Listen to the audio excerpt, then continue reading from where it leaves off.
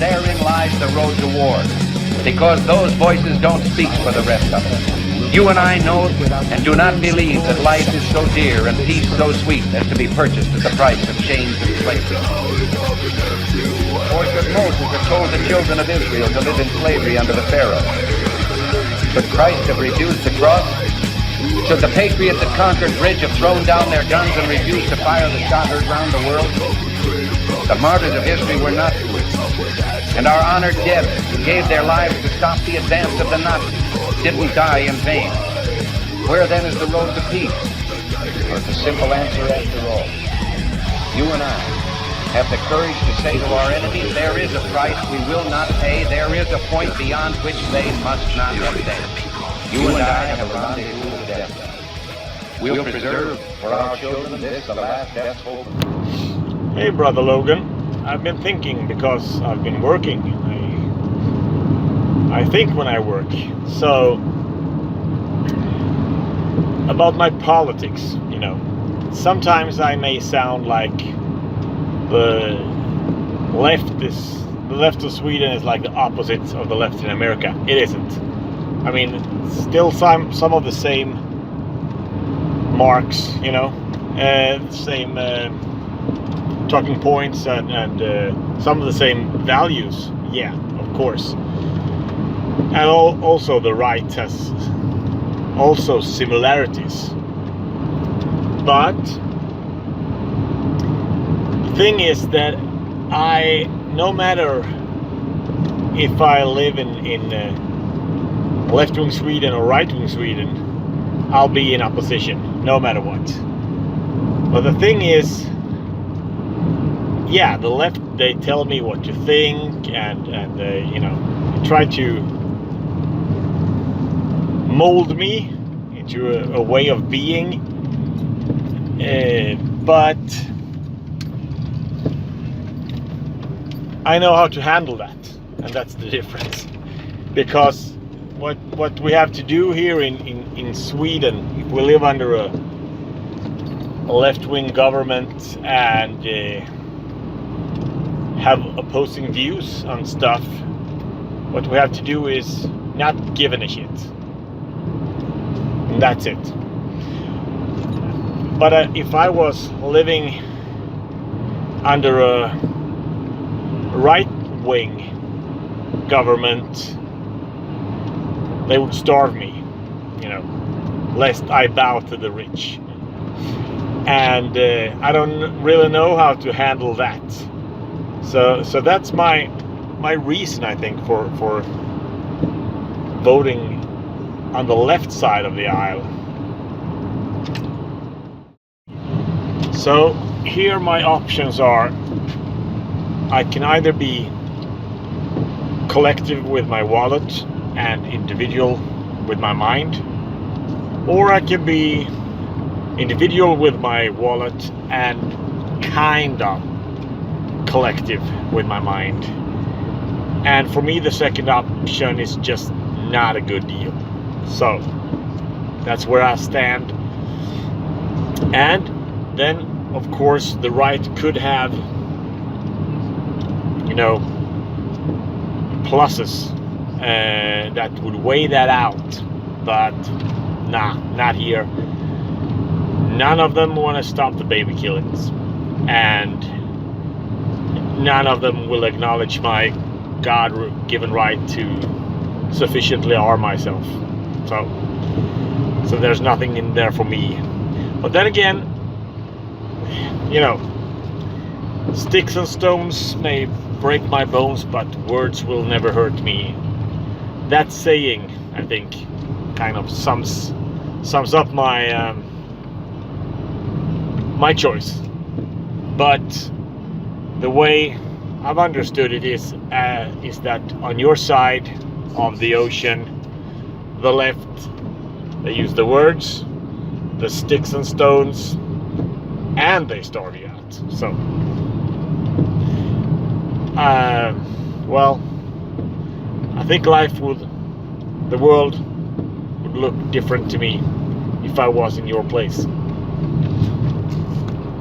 Well, the whole political spectrum that gave us left versus right began during the French Revolution, not that long ago. For more about this, I'm going to send you to Mr. Barris from the channel This is Barris. He's going to get into the history of why we have these terms. Go ahead, Barris, yeah. Thank you for having me over, Mr. Beat. To discover the origins of the left versus right paradigm, one must go as far as the French Revolution, with the creation of the National Constituent Assembly, whose main task was to draft a constitution. Now, while France is proudly Republican today, and any trace of royalty has long been guillotined away, that wasn't always the case, and a large portion of the population supported the king, or at least those who represented that population.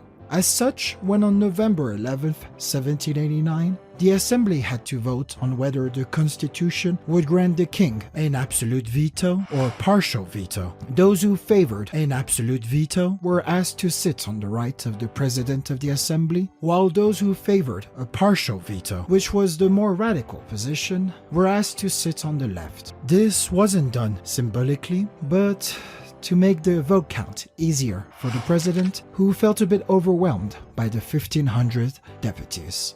And just like that, France started this idea of change versus tradition, of liberalism versus conservatism, which still shapes the political landscape to this day. In the following months, the deputies will maintain that distinction, not out of ideology, but rather necessity, as the Baron de Gauville explained. We begin to recognize each other. Those who were loyal to religion and the king took up positions to the right of the chair, so as to avoid the shouts, oaths, and indecencies that enjoyed free rein in the opposing camp. Furthermore, being on the same side of the political spectrum by no means meant that you shared the same ideologies. It is often forgotten that the French Revolution started as a bourgeois revolution. The bourgeois were somewhat Republican and thus considered left-wing. However, most bourgeois also supported free market reforms and liberalism in the classical sense. And when you have proto-communists like Cassius Babeuf, who were also considered left-wing because, well, the alternative meant support of the king, you get why this might be problematic, right? It would take another century before the left versus right spectrum became popular outside of France. In the beginning of the 20th century, as revolutions sprouted across the world, the press and academics needed a quick way to categorize the different ideologies that were fighting each other, especially as these ideologies, both left and right, became increasingly radical. For example, the Bolsheviks, who loved anything related to the French Revolution, immediately embraced the left-wing versus right-wing spectrum, although they considered themselves the centrist position. In England, however, the political spectrum took longer to become widespread, and books only started referencing it in the late 1920s. Adoption in the US was just as slow, but eventually, as partisanship increased in the 1960s during the Civil Rights Movement, the idea of a left versus right political spectrum cemented along the beliefs of both parties. And that's it, Mr. Beat. That's the story of how an overwhelmed president who needed an easier way to count his deputies ended up creating a system which now allows millennials to dismiss their uncle as a racist right-wing boomer, while he dismisses them for being triggered left-wing snowflakes. Well, thank you, Mr. Barris. What about today? Well, often the political spectrum looks something like this. On the left side of politics, you tend to see ideas like liberty, equality, aka egalitarianism, progress, and internationalism. On the right side of politics, you tend to see ideas like authority, hierarchy, tradition, and nationalism. On the left, you often see reform, while on the right, you often see reaction. Those on the left tend to want more government involvement to make society better. They want it more top-down, while those on the right tend to want less government involvement to make society better. They want it bottom-up. Ideas on the left are often called, quote, liberal, and ideas on the right are often called, quote, conservative. Of course, these generalizations are incredibly misleading, which is why this political spectrum is pretty much crap. I mean, rarely do folks fit neatly on one side or the other. For example, example, a person might think the government generally screws everything up when it gets too involved, yet absolutely hates nationalism or hierarchy. Often folks find themselves caught up with this weird label called, quote, centrism, because they fall somewhere in between. However, most people fall, quote, in between on most issues. Hey, can we get a better political spectrum up in here, please? Thanks. Okay, what's this one?